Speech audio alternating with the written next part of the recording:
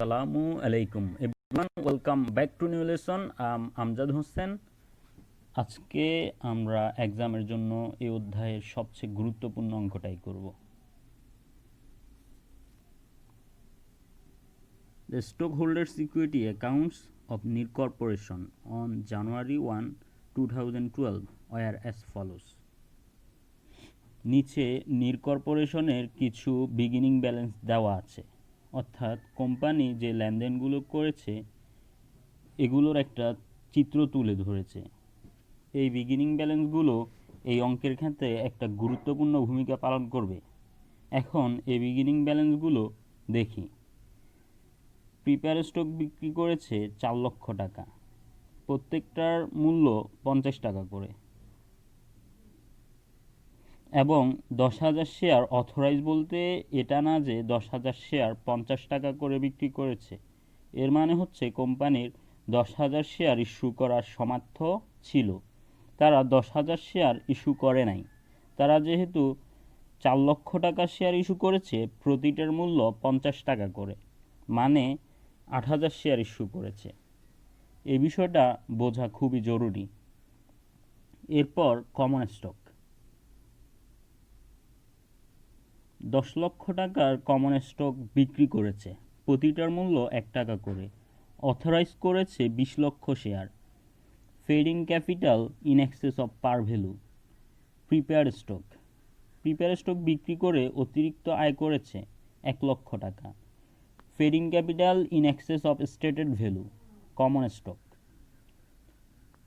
14,50,000 টাকা, অর্থাৎ common stock বিক্রি করে অতিরিক্ত আয় করেছে 14,50,000 টাকা, রিটেন আর্নিং 18,16,000 টাকা। ট্রেজারি স্টক কমন 10,000 শেয়ার 50,000 টাকা, 10,000 শেয়ার অর্থাৎ একটি শেয়ারের দাম 5 টাকা করে। এরপর নিচে ফলোয়িং ট্রানজ্যাকশন ডিউরিং 2012 কিছু লেনদেন হয়েছে, এগুলো পরে দেখব। আগে রিকোয়ারমেন্টগুলো দেখি। রিকোয়ারমেন্ট এতে বলা হয়েছে জার্নালাইজ দ্য অ্যাবভ ট্রানজ্যাকশন, অর্থাৎ উপরের লেনদেনগুলোর জাবেদা করার জন্য বলেছে, এবং রিকোয়ারমেন্ট বিতে বলেছে enter the beginning balance in accounts and post the journal entries to the stock holders equity accounts, অর্থাৎ এখানে বলেছে খতিয়ান করতে এবং খতিয়ানগুলোতে বিগিনিং ব্যালেন্সগুলো এন্টার করার জন্য বলা হয়েছে। রিকোয়ার সিতে বলা হয়েছে prepare a stock holders equity section at December 31, 2012, অর্থাৎ 31 ডিসেম্বরের জন্য একটি স্টক হোল্ডার ইকুইটি সেকশন করার জন্য বলা হয়েছে, মানে একটা ব্যালেন্স শিট তৈরি করতে বলেছে। এ ছিল আমাদের রিকোয়ারমেন্ট। এবার অঙ্কতে যাই। প্রথম রিকোয়ারমেন্ট একে দেখি, জার্নালাইজ দ্য অ্যাবভ ট্রানজ্যাকশন। তো আমাদের ফেব্রুয়ারি 1 বলেছে issued 25,000 share of common stock for টাকা 1,20,000, অর্থাৎ 25,000 কমন স্টক ইস্যু করেছে 1,20,000 টাকা।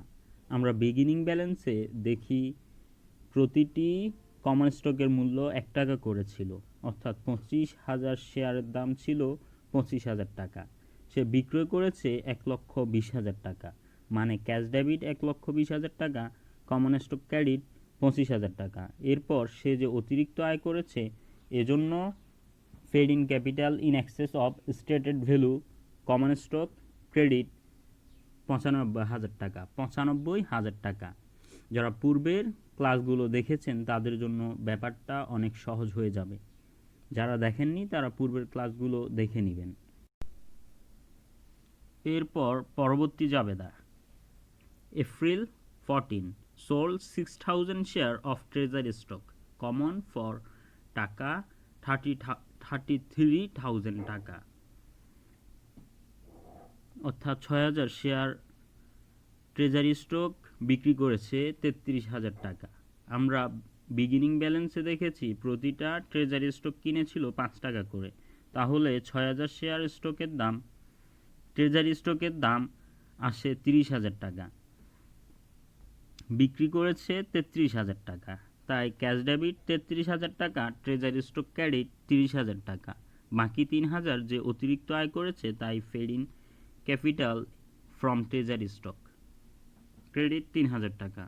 এরপর আসি সেপ্টেম্বর 1-এ। সেপ্টেম্বর 1-এ বলেছে issued 5,000 share of common stock for a patent valued at টাকা 35,000, অর্থাৎ 5,000 কমন স্টক ইস্যু করেছে একটা প্যাটেন্ট ক্রয় করার জন্য, যার মূল্য 35,000 টাকা। যেহেতু আমরা প্যাটেন্ট পেয়েছি তাই প্যাটেন্ট ডেবিট 35,000 টাকা, কমন স্টক ক্রেডিট 5,000 টাকা। এছাড়া অতিরিক্ত যে আয় করেছে সেজন্য paid in capital in excess credit 30,000 টাকা। এরপরে আসি November 10, purchase 1,000 share of common stock for the treasury at a cost of টাকা 6,000, অর্থাৎ কোম্পানি 1,000 কমন স্টক কিনেছে ট্রেজারি এর জন্য, মানে 1,000 ট্রেজারি স্টক কিনেছে 6,000 টাকা দিয়ে। যেহেতু ট্রেজারি স্টক কিনেছে, treasury stock debit, cash credit. এরপরে আসি December 31, determined that net income for the year was tax 4,52,000। যখন নেট ইনকাম বা ইনকাম সামারি এর জাবেদা দিতে বলবে তখন খুব সহজ জাবেদা, income summary debit, retained earning credit. এই জাবেদা সবসময় একই, কখনো পরিবর্তন হবে না। এরপরে রিকোয়ারমেন্ট বিতে দেখি। রিকোয়ারমেন্ট বিতে বলেছে enter the beginning balance in the accounts and force the journal entries to the stock holder security accounts. এখানে বলেছে খতিয়ান করার জন্য স্টক হোল্ডার্স ইকুইটি এর খতিয়ানগুলি। এই খতিয়ান মানে হচ্ছে শুধু স্টক হোল্ডার্সদের সম্পর্কিত ইকুইটিগুলোর খতিয়ান, মানে ক্যাশ, প্যাটেন্ট বা কোনো সম্পদের খতিয়ান হবে না, শুধুমাত্র স্টক হোল্ডার্সদের সাথে সম্পর্কিত খতিয়ান করতে হবে। চলুন দেখি আমরা বিগিনিং ব্যালেন্সের সিরিয়াল মেনটেন করে খতিয়ানগুলো করব, তবে জাবেদার সিরিয়াল অনুসারে ও খতিয়ানগুলো করা যাবে। আমরা সহজ করার জন্য বিগিনিং ব্যালেন্সের সিরিয়াল মেনে খতিয়ানগুলো করব। প্রথমে আছে প্রিপেয়ার স্টক। তো প্রথমে প্রিপেয়ার স্টকের খতিয়ান প্রশ্নে বলেছিল বিগিনিং ব্যালেন্সগুলো এন্টার করে নিতে, তাই প্রথমে আমরা বিগিনিং ব্যালেন্সটা অ্যাড করি। জানুয়ারি 1 বিগিনিং ব্যালেন্স ছিল 4 লক্ষ টাকা। আমরা জাবেদাতে দেখি প্রিপেয়ার স্টকের কোনো লেনদেন হয়েছে কিনা। জাবেদায় দেখা যাচ্ছে প্রিপেয়ার স্টকের কোনো লেনদেন নাই, তাই প্রিপেয়ার স্টকের খতিয়ান এতটুকুই। এবার কমন স্টকের খতিয়ান। প্রথমে আমরা ব্যালেন্সটা অ্যাড করে নিই।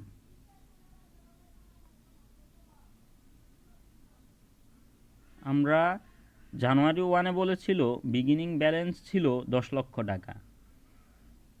এরপর ফেব্রুয়ারি 1 দেখতেছি কমন স্টকের কিছু বিক্রি হয়েছে 25,000 টাকা। কমন স্টক কিছু বিক্রি হয়েছে কত টাকা? 25,000 টাকার। তো এজন্য ব্যালেন্স হবে 10,25,000 টাকা। আবার সেপ্টেম্বর 3-এ বলেছে একটা প্যাটেন্ট ক্রয় করা হয়েছে কিছু কমন স্টকের বিনিময়ে 5,000 টাকা অ্যাড করলে মোট হয় কমন স্টকের পরিমাণ 10,30,000 টাকা। এরপর বাকি খতিয়ানগুলো আমরা আশা করছি আপনারা নিজেরাই করতে পারবেন।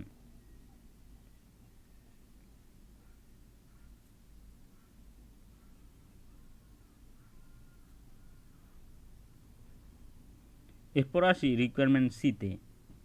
রিকোয়ারমেন্ট সিতে বলেছে prepare stock holder security section at December 31, 2012।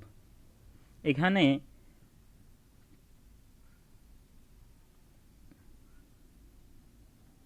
প্রথমে বলা হয়েছে একটা ব্যালেন্স শিট করার জন্য। প্রকৃতপক্ষে সম্পূর্ণ ব্যালেন্স শিট না, ব্যালেন্স শিটের একটা অংশ। ব্যালেন্স শিটের স্টক হোল্ডার সিকিউরিটি সেকশনটা করার জন্য বলা হয়েছে। তো দেখি আমরা পূর্বে যেমন ব্যালেন্স শিট শিখে আসছি এই ব্যালেন্স শিটটা তেমন না, একটু অন্যরকম। তাই সহজে ব্যালেন্স শিট করার জন্য একটা ফর্মুলা শিখা যাক। ফর্মুলাটা হলো total capital plus retained earning minus treasury stock. অর্থাৎ টোটাল ক্যাপিটাল হচ্ছে total capital stock plus total additional paid in capital. Total capital stock বলতে বোঝানো হয়েছে আমরা যে শেয়ারগুলো বিক্রি করেছি, শেয়ার বিক্রয় করে যে মূলধন সংগ্রহ করেছি তাই হচ্ছে ক্যাপিটাল স্টক। আর অ্যাডিশনাল ফেড ইন ক্যাপিটাল হচ্ছে যে অতিরিক্ত মূলধন সংগ্রহ করা হয়েছে ওইগুলো হচ্ছে অ্যাডিশনাল ফেড ইন ক্যাপিটাল। আর রিটেন আর্নিং ট্রেজারি স্টক, যত টাকা কমন স্টকে আসবে এগুলো হচ্ছে খতিয়ানের ব্যালেন্স, এটা মনে রাখতে হবে। এবার ব্যালেন্স শিটে আমরা ব্যালেন্স শিটটা এভাবে করব। প্রথমে আছে প্যাডিং ক্যাপিটাল, এটা একটা হেডলাইন। এর পরবর্তীতে আছে ক্যাপিটাল স্টক, এটাও একটা হেডলাইন। এরপর ক্যাপিটাল স্টক বলতে দু ধরনের স্টককে এখানে বিক্রয় করে, দু ধরনের স্টক বিক্রয় করেছে এখানে। যে মূলধন আর্নিং করা হয়েছে ওইটা প্রথমে প্রিপেয়ার্ড স্টক, ওইটার খতিয়ান ব্যালেন্সটা আমরা বসালাম 4 লক্ষ টাকা। এরপর কমন স্টক, এটারও খতিয়ান ব্যালেন্স বসালাম 10 লক্ষ টাকা, 10,30,000 টাকা। তো আমাদের টোটাল ক্যাপিটাল স্টক হয়েছে 14,30,000 টাকা। এবার অ্যাডিশনাল ফেড ইন ক্যাপিটাল, আমরা যত ধরনের অতিরিক্ত আয় করেছিলাম সবগুলো এখানে চলে আসবে। আমরা প্রিপেয়ার স্টক থেকে অতিরিক্ত আয় করেছিলাম 1 লক্ষ টাকা, কমন স্টক থেকে 15,75,000 টাকা এবং ট্রেজারি স্টক থেকে 3,000। এতগুলো টাকা আমরা কোথায় থেকে এনেছি? ওই যে আমরা খতিয়ান ব্যালেন্স করেছি ওইখান থেকেই। এরপর টোটাল করলে হয় 16,78,000 টাকা। এখানে টোটাল কমন স্টক আর total additional paid in capital যোগ করলে আমরা পাই total paid in capital. Formula অনুসারে আমরা রিটেন আর্নিং যোগ করি এবং ট্রেজারি স্টক বাদ দিয়েছি, তাহলে আমরা পেয়ে গেলাম আমাদের কাঙ্ক্ষিত টোটাল স্টক হোল্ডার্স ইকুইটি। এবার আপনারা বলতে পারেন যে ক্যাপিটাল স্টক এই যে প্রিপেয়ার্ড স্টক আর কমন স্টক মাত্র টাকাই বসায়নি,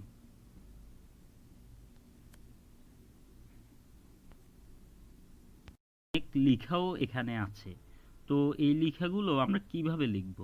এই লেখাগুলো সহজ করে লেখার একটি পদ্ধতি হচ্ছে নাম, দাম, অথরাইজ, ইস্যুড, আউটস্ট্যান্ডিং। এই লাইনটা আমরা যদি অনুসরণ করি তাহলে লেখাটা আমাদের জন্য সহজ হয়ে যাবে। যেমন 8% প্রিপেয়ার্ড স্টক, নাম টাকা 50 পার ভ্যালু, দাম 10,000 share, authorised 8,000 share, issued and outstanding. আমাদের উপরের লাইনটা অনুসরণ করলে নাম, দাম, অথরাইজ, ইস্যুড, আউটস্ট্যান্ডিং। এখানে অথরাইজ, ইস্যুড, আউটস্ট্যান্ডিং ওই জিনিসগুলো সম্পর্কে বলে দেই। অথরাইজ মানে কোম্পানির শেয়ার বিক্রয় করার সামর্থ্য, মানে কোম্পানির কতটা শেয়ার আছে বিক্রয় করার জন্য।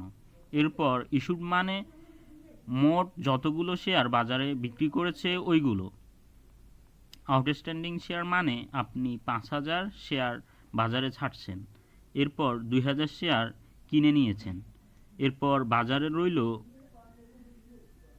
যত শেয়ার 3,000। কত শেয়ার? এখানে 3,000 শেয়ার। তো এই 3,000 শেয়ারই হলো আউটস্ট্যান্ডিং।